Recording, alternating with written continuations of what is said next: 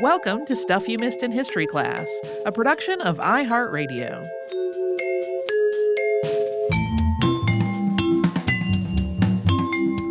Hello and welcome to the podcast. I'm Holly Fry. And I'm Tracy V. Wilson. Hey, this is yet another instance of one episode tangentially inspiring another.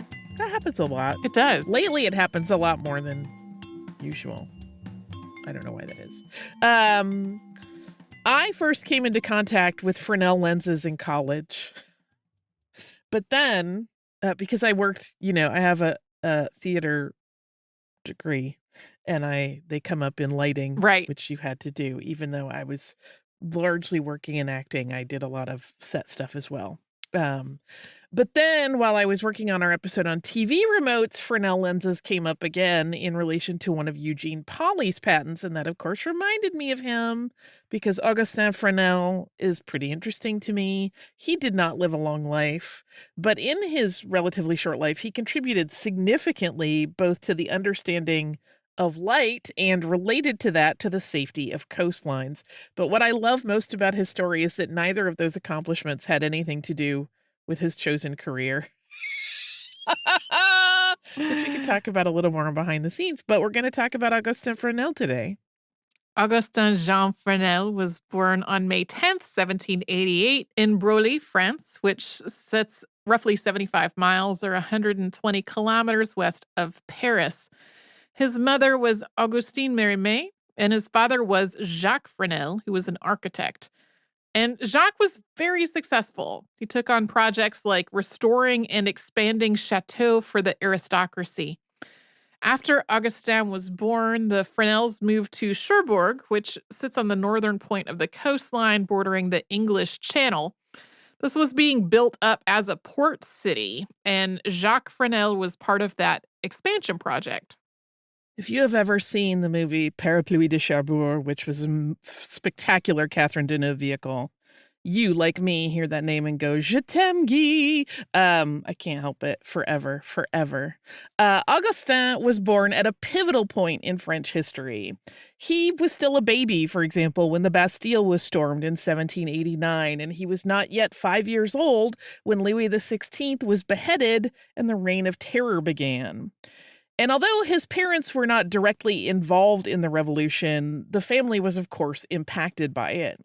The most obvious result was that the work at Cherbourg stopped, and Jacques took Augustine and Augustin to live in a small village north of Caen called Mathieu. After the family moved there, Jacques and Augustine had two more sons, Léonard and Fulgence. This was a deeply religious family. The Fresnels were followers of the teachings of 16th and 17th century Dutch Catholic Bishop Cornelius Otto Jansen, who led the Jansenist reform movement in the Roman Catholic Church. Jansenism focused on ideas of free will and God's grace, and that the fate of humans is largely out of their hands, as those who God gives grace to will be saved by it, and those without it are doomed to sin. This faction of the church was controversial. A lot of Catholics rejected it as not really being part of the denomination at all, although that sentiment may have had less to do with theology and more to do with power struggles within the church. But the Fresnels were devout, and Augustin remained so for the rest of his life. As a young child, Augustin was educated at home. Although he was not considered to be especially smart by his parents because he struggled with his studies and he actually couldn't read at all until he was about 8 years old, other children thought he was absolutely a genius. All of the energy that he was not putting into his studies seemed to go into his own experiments and to sometimes building dangerous toys like projectile shooters for the village children. There's a story that he built them all cannons to play with to the point that parents were like, oh my goodness. Hey, Fresnels, can you control your kid? I was wondering when I read this, like, what kind of projectiles are we talking about here? Yeah, they weren't like fuse-lit cannons. They were more like, simple machine type things that could shoot things. But yeah, he was apparently a little scamp in that regard. And when he was 12, he started studying at Quinze École Centrale School, and he got his first taste of science and mathematics there. And he really loved it. And with subject matter that engaged his brain, he actually did very well in school. He pretty quickly decided that an engineering career was his goal, as it incorporated both of those things. So at the age of 16, he moved to Paris to study at the École Polytechnique. He studied there for 2 years, and then he advanced to the École des Ponts et Chaussées, the School of Bridges and Roads, and he studied there for 3 years before receiving his credentials as a civil engineer. In his mid-20s, Fresnel settled into a career path not dissimilar from his father's. He worked as an engineer on public works.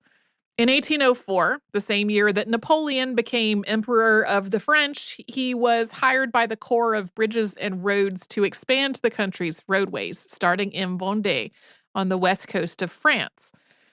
His first assignment was in La Roche-sur-Yon, which was a town that Napoleon renamed after himself and then built up as an administrative seat of government in the region. And Fresnel's job was to create an infrastructure of roadways that would give La Roche-sur-Yon easier access to the rest of Vendée, and he hated it. He liked solving problems, but he was put in a position where he had to manage people, which is the last thing on earth that he wanted to do. So he kept himself busy studying various things that just tickled his fancy in his free time.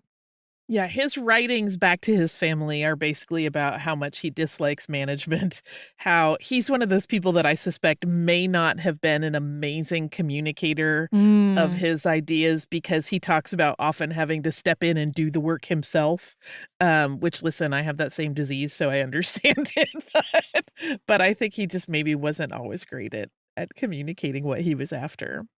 In 1812, Fresnel moved into another large-scale public works project, this time building a roadway that would connect Spain and Italy, and it had to pass through France, particularly through mountainous areas.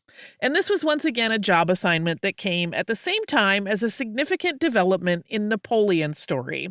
And that story impacts Fresnel, so we're going to quickly review a little bit of French history here.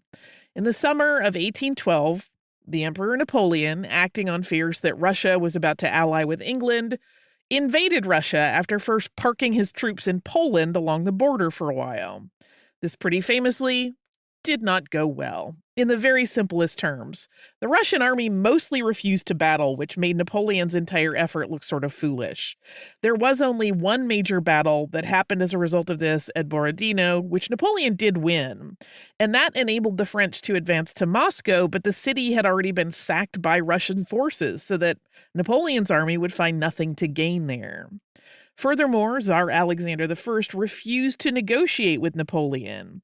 And as winter closed in, things got dire, and Napoleon was forced to retreat to Paris, where he actually found rumors circulating that he was dead. He had, in returning to Paris, left behind most of his troops, which dwindled from a starting number estimated at 700,000 to a mere 100,000 by the end of the Russian campaign. Napoleon's failure was such a complete disaster that allies began to abandon him, and some of them actually joined forces with Russia. As countries expelled French troops and Napoleon's power shrank, he was eventually completely overthrown, and the French monarchy was restored with Louis XVIII as king. Napoleon was exiled to Elba in the spring of 1814. That same year, Fresnel started studying the area that would make his name famous, which was optics. He had some optics education at university, but it was pretty rudimentary. And to Fresnel, it seemed like the principles he was taught didn't really explain the behaviors of light very effectively. Newton's ideas about light were included. We'll talk more about those in a moment. But again, that felt limited to him. He did not feel compelled to start to do his own experimenting until the 18 teens, and he didn't actually start his scientific study as a hobby working in light or optics. He kind of messed around with a few different things until he landed there. For a while, he thought that light and heat transmission might happen through, quote, the vibrations of a special fluid. He wrote about this idea to his brother Leonor. He was just really excited, it seems, to have projects that let him try to solve problems creatively. He eventually worked on various experiments to explain the behaviors of light, including reflection, refraction, and polarization. And coming up, we're going to talk about exactly how Napoleon impacted Fresnel's work. But first, we will hear from the sponsors that keep the show going.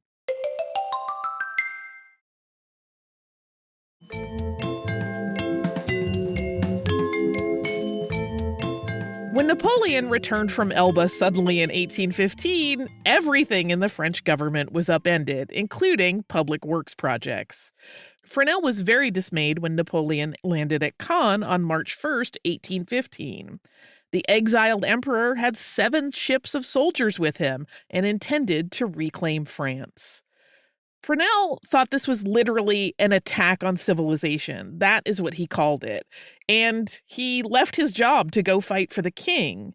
But Napoleon did manage to make his way to Paris, with people joining his military as he passed through the country. And on March 20th, he walked into Tuileries and began his second rule, which, of course, famously lasted exactly 100 days.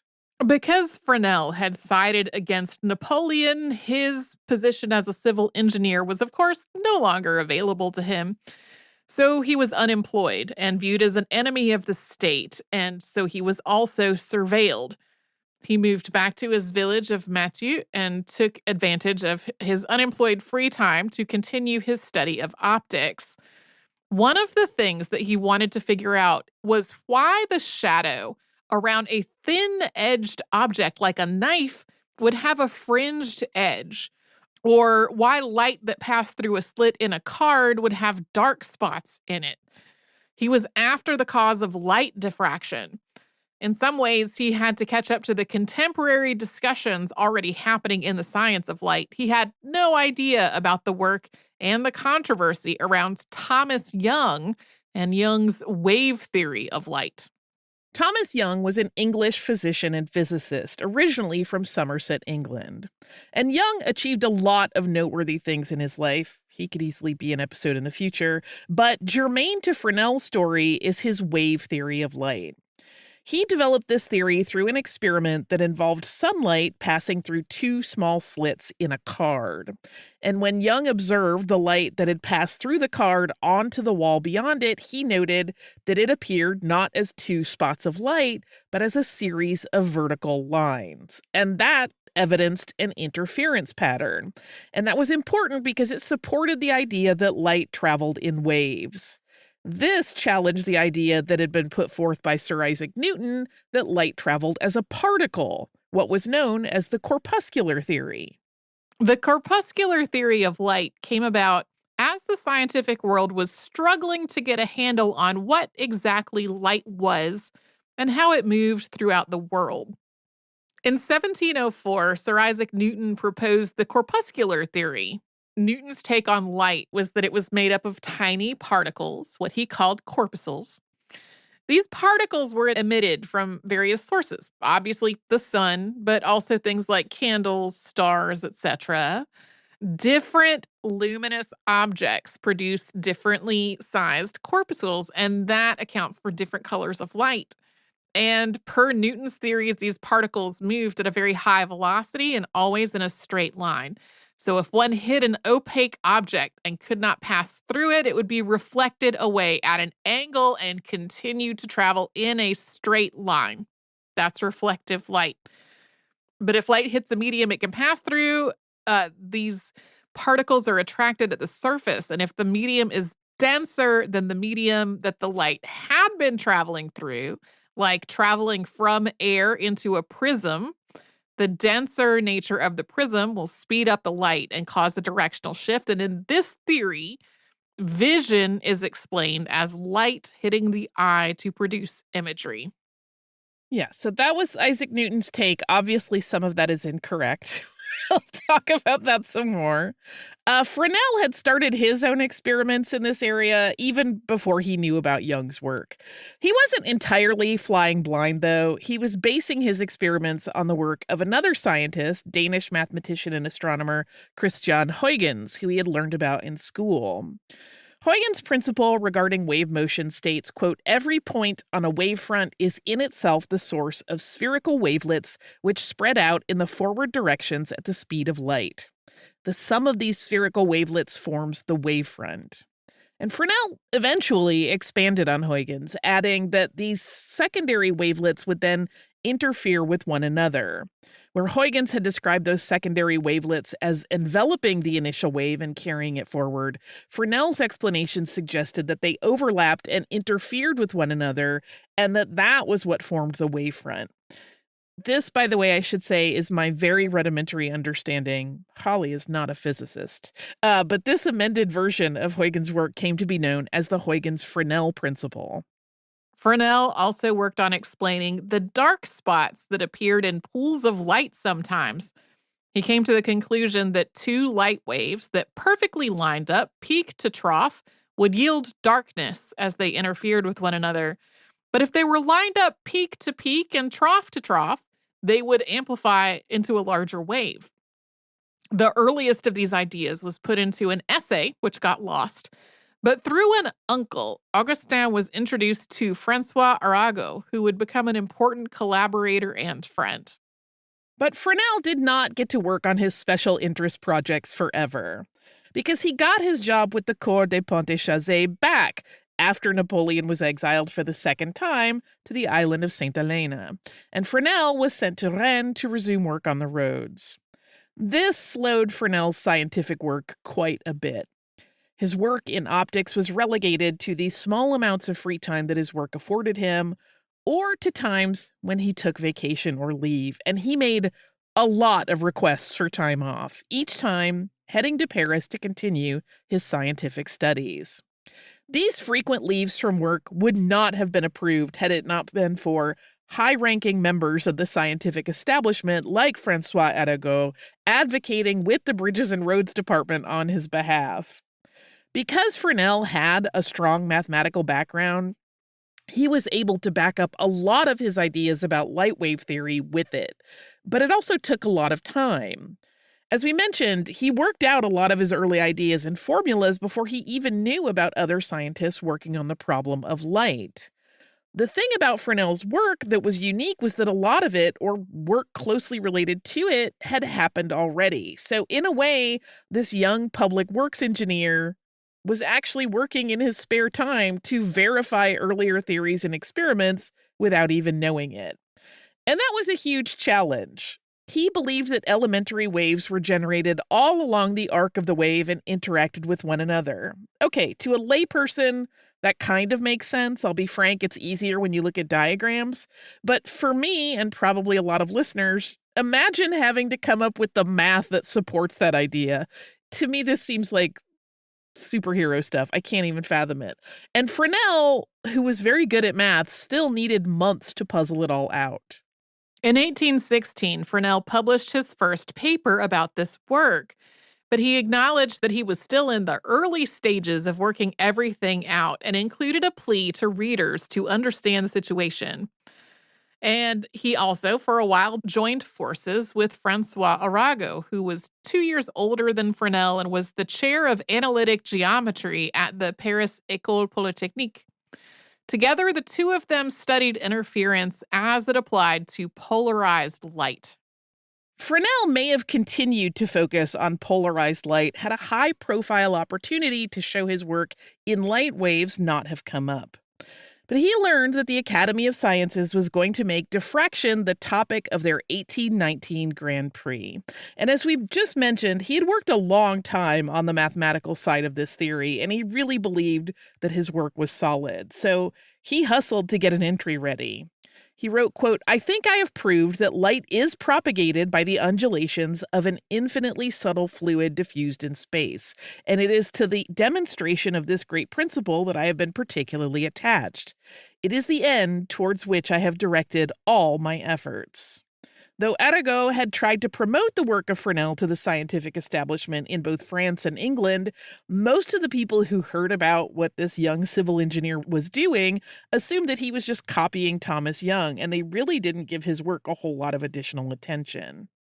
1819 would prove to be a big year for Augustin Fresnel, and we will talk about why after we pause for a sponsor break.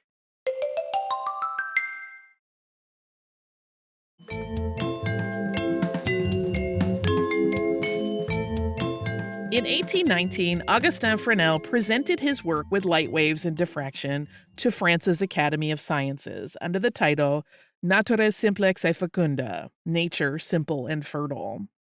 And this offered 25 cases of ways diffraction might appear, along with mathematical formulas to explain each of those cases. This competition was intended to bring the smartest minds in the country's science community together to discuss the true nature of light.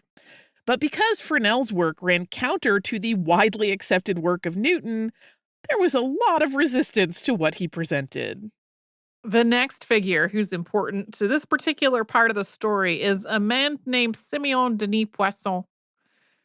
Poisson was a mathematician who had become known for his work in probability, and who was very influential on France's scientific education system. He was also one of the competition judges for the Academy of Sciences, and he thought Fresnel was talking absolute nonsense. One particular example in Fresnel's paper really rankled Poisson, and he pointed it out as proof that this person didn't know what they were doing. This was an instance where Fresnel suggested that the shadow of a circular disk would actually have a bright spot of light in the center, and Poisson was adamant that this just simply could not happen. But Arago, who really believed in his friend and saw that there was bias against his work, managed to get the right instruments to do the experiment there with the competition judges so that they could see if Fresnel was correct. And he was. The shadow that he produced had a bright spot in the center. And although the judges who favored the Newtonian theory of light didn't exactly believe in Fresnel's work, it had proven out and they couldn't deny that, and so he won the prize. As an aside, eventually it was recognized that elements of both Newton's corpuscular theory and Fresnel's work were true regarding the nature of light. Corpuscular theory is kind of the proto-version of our understanding of photons. Newton's take had some incorrect ideas, specifically different-sized light particles causing color difference, light levels traveling faster in denser media, and the idea that media could attract or repel light. It also didn't offer an explanation for things like polarization or diffraction. Eventually, humans came to understand that diffraction was the result of light waves passing through a small opening the size of or smaller than the wavelength, or when a light wave bends and spreads as it passes around an obstacle. Today, the idea of wave-particle duality is accepted to understand the nature of light. That means that sometimes it does travel like a particle, a photon, in a straight line, but at other times, it behaves like a wave, enabling it to bend. A thing that I remember from physics class. I don't remember a whole lot from physics class. We can talk about what a weak physics student I was on Friday, if you like. Fresnel still longed for a position where he could work on his scientific studies full time, so he wouldn't have to juggle it in his free time alongside a public works engineering job that he just clearly did not like. And starting in 1819, Fresnel did begin working alongside François Arago in a national project that was intended to improve upon the lighthouses of France, first by working to perform a series of tests on them.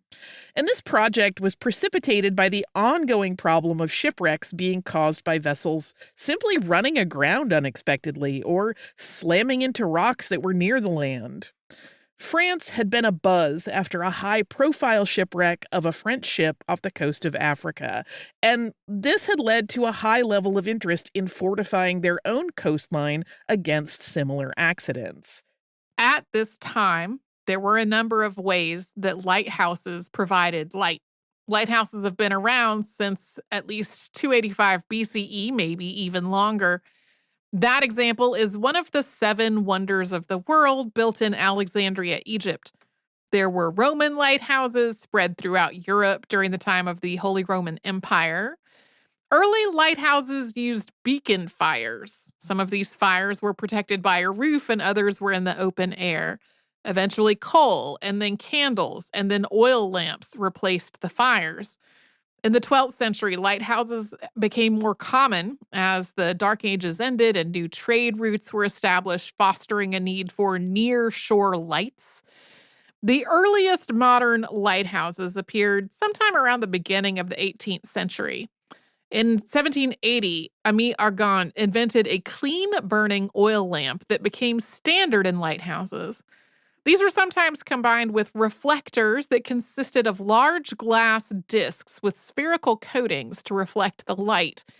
A glass cutter from London had actually created a lighthouse lens in the 1780s that was 21 inches across and 5.5 inches thick. That glass cutter, Thomas Rogers, implemented these lenses in a couple of lighthouses, but they were made of green glass and had some imperfections, so they did not really throw the light as far as was hoped. Then there were developments that led to rotating parabolic reflectors, a couple of which were combined with lenses. But the lenses actually made the lighthouse less effective, and they were abandoned. I kind of want to do a history of lighthouses. It's on the list. There's a Yeah. lot of interesting stuff there, and a lot of science. So we'll see if my brain can handle it. Because Fresnel had already done so much study of light, he was kind of the perfect man for this challenge. And as he had been helping Arago perform tests on the existing lighthouse setups in the country, he immediately began to brainstorm the ways that they could be improved. Although, to be clear, that was not a task he had been given at that point. Fresnel realized that reflective mirrors could be replaced with lenses that bent the light instead of reflecting it. And this was something that had been tried. We just mentioned it in some of those efforts, but Fresnel tried to figure out ways to fix the problems that previous lenses had. At one point, he actually considered something I found quite charming, which was creating a lens by filling a glass container with wine. Obviously, that would be a white wine, but he abandoned it. And then he had the idea to create a giant lens that did not have to be impenetrably thick in the middle. Instead, it would have a series of prisms that could bend and focus the light into a beam. And he called his design lentilles à échelon, or lenses by steps. But the Lighthouse Commission was kind of ho-hum on this idea and compared it to a similar one created by another person some years earlier.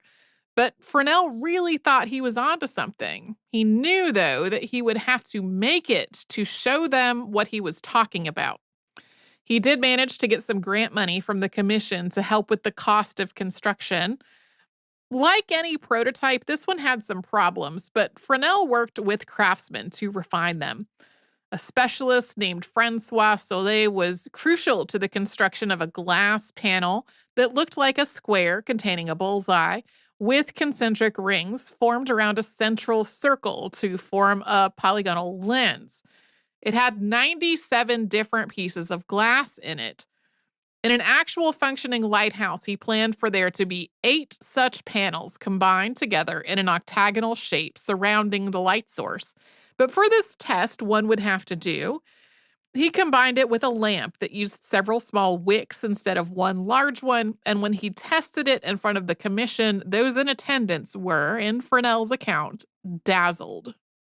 But while a full version of this design was requested, Fresnel was not getting a full green light to go ahead with this project. 2 other people were also presenting fully assembled attempted solutions to the lighthouse problem. Both of those other competitors used reflectors, and the final test of these 3 models was public. It was held at the Paris Observatory.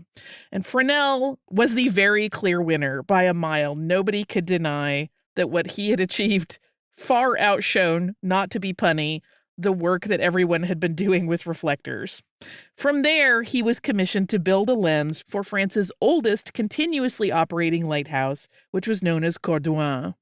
Between the successful test of that lens and its final installation, which was postponed due to winter weather, Fresnel continued to work on his work in light theory and refining and formalizing any theoretical points that had been involved in his earlier work with mathematics.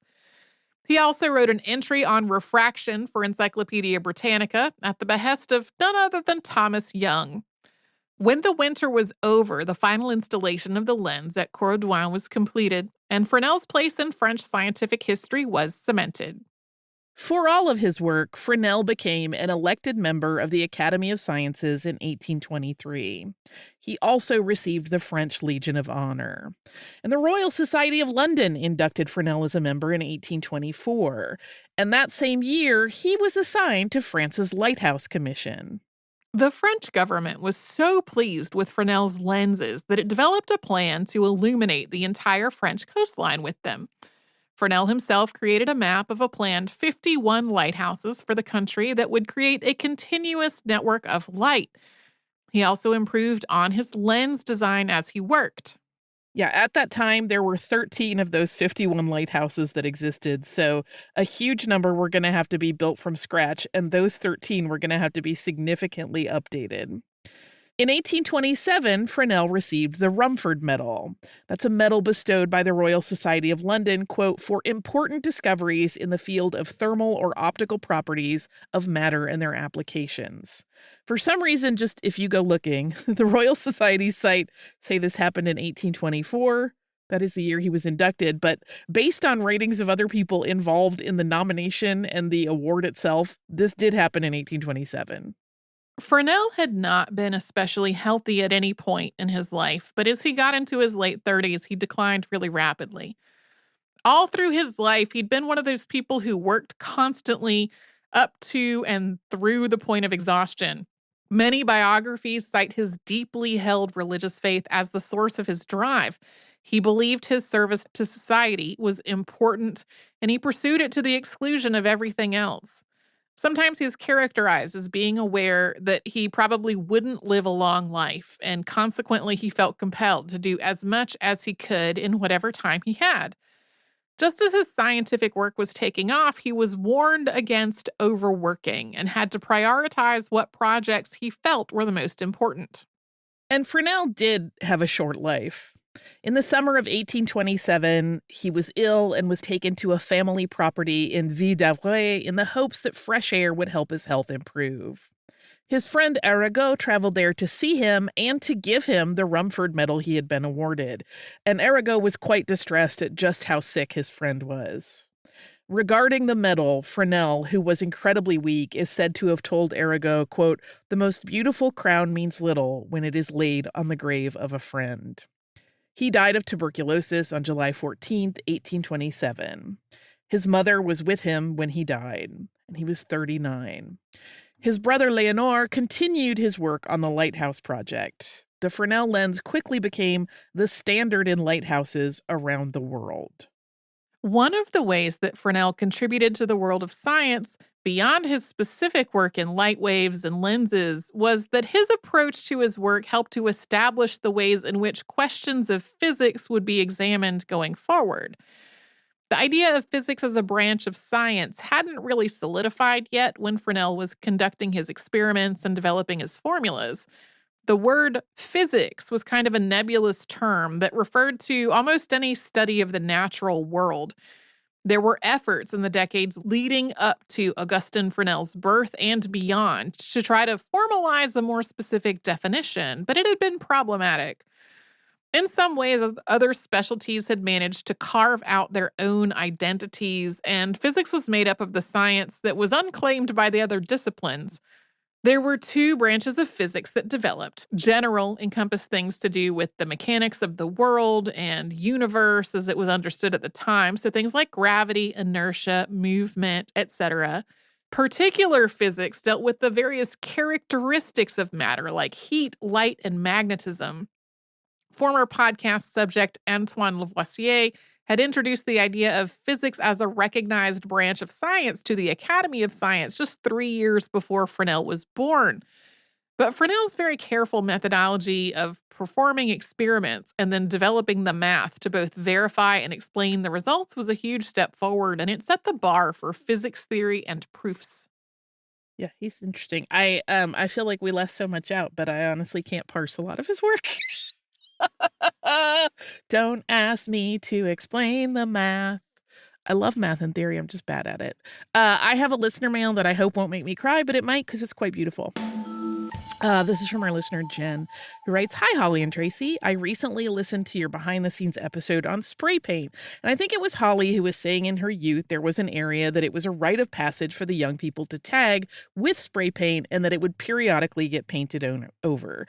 It reminded me of my small town. Growing up, we actually had a rather high level of deaths of high school students for the size of our town. Death is always hard to process, but especially for kids, and especially when it is someone so young. Anyway, there was a barn in the area that was unused, and after a death, the friends of the student would go out there and paint a eulogy of sorts. Obviously, sometimes more artistically than others, depending on who was present.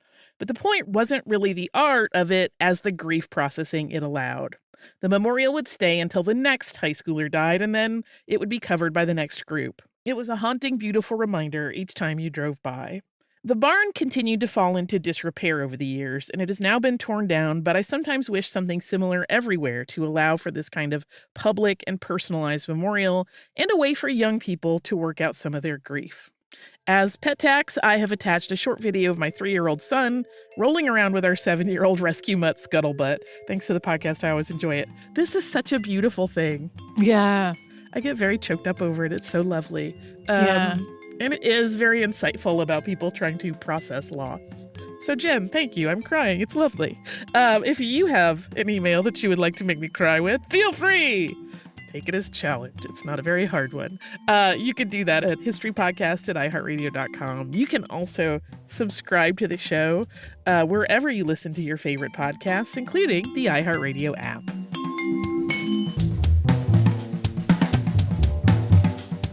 Stuff You Missed in History Class is a production of iHeartRadio. For more podcasts from iHeartRadio, visit the iHeartRadio app, Apple Podcasts, or wherever you listen to your favorite shows.